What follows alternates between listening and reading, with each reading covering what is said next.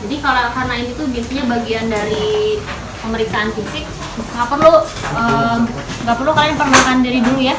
Jadi langsung gini aja begitu masuk.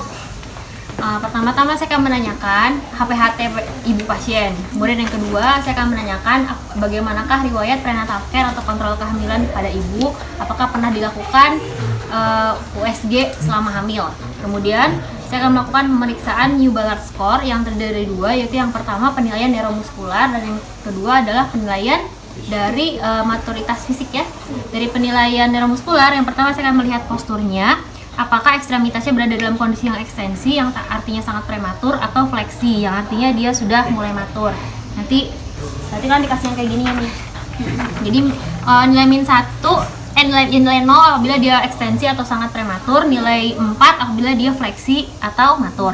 Kemudian yang kedua, square window, saya angkat satu tangan, kemudian saya lakukan fleksi di pergelangan tangan sampai terasa ada tahanan. Kemudian saya akan melihat sudut yang dibentuk antara eminence hipotenar dengan anterior forearm ya. Jika bayi sangat prematur atau nilainya -1, maka sudutnya akan sangat kecil ya.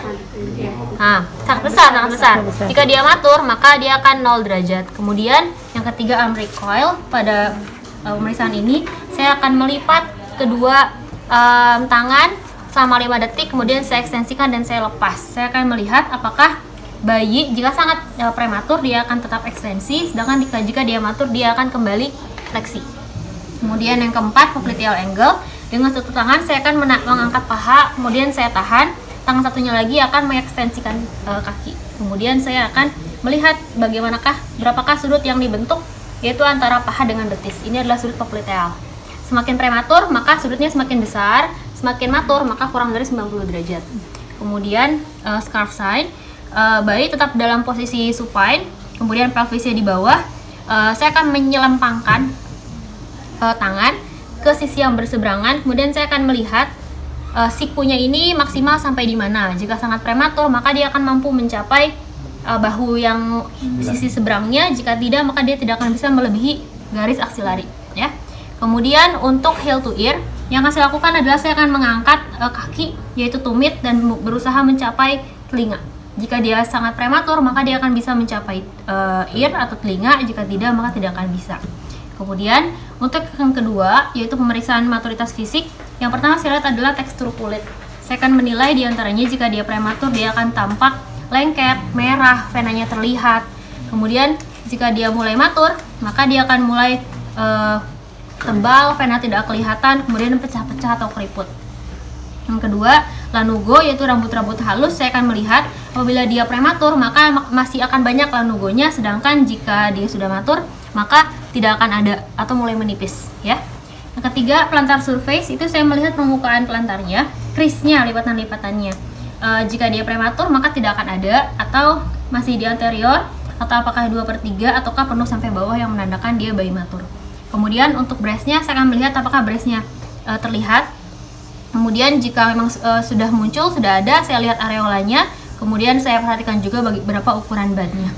Kemudian untuk mata, saya lihat apakah matanya sudah terbuka atau tertutup. Kemudian saya juga lihat telinganya, saya lihat struktur pinanya apakah sudah terbentuk baik. Kemudian saya lipat juga kartilagonya. Kemudian saya lepaskan untuk menilai apakah dia kartilagonya itu sudah kaku atau masih lunak ya. Selanjutnya untuk genital, untuk bayi laki-laki dulu. Yang saya lihat pertama kali adalah rugenya di skrotum, apakah sudah terbentuk baik. Kemudian saya juga saya juga raba testisnya apakah sudah turun. Jika belum, maka saya raba apakah sedang turun atau ada di upper canal. Kemudian untuk yang genitalia perempuan, saya lihat apakah klitorisnya prominent. Kemudian saya lihat juga apakah labia minora dan mayoranya sudah terbentuk baik. Jika sudah matur, maka labia mayora akan sepenuhnya menutupi labia minora. Selanjutnya saya akan kalkulasikan jumlah skor dari neuromuskuler dan juga dari physical maturity. Kemudian total skornya saya hitung setara dengan berapa minggu. Saya dokumentasikan nama bayi, kemudian usianya saat ini berapa jam, dan hasil penghitungan saya berapa minggu. Dan jika ada, maka data skor Apgar juga saya masukkan ya.